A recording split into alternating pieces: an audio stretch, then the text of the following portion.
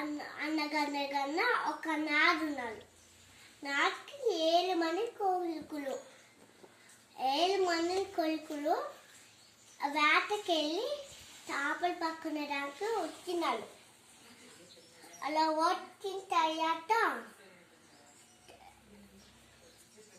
అందులో పెట్టినాడు. పెట్టిన తర్వాత అన్ని చేపలు ఎండిపోయినాయి. ఒక్క చేపని అన్నలే. ఎందుకు అప్పుడు నాడు వచ్చేసి టాపా నువ్వెందుకు అన్నారేడు అని అన్నారంట.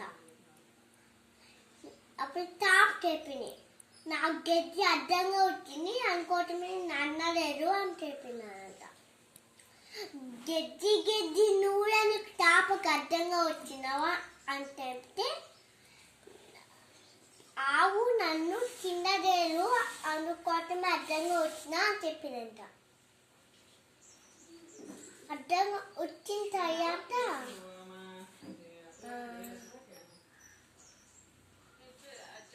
అప్పుడు ఆవు నన్ను తినలేదు అని చెప్పిందంట.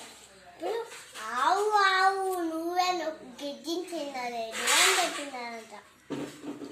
నాకు ఆకలి వేయలేదు అనుకోవటం తినలేదు అని చెప్పిందంట. అంటే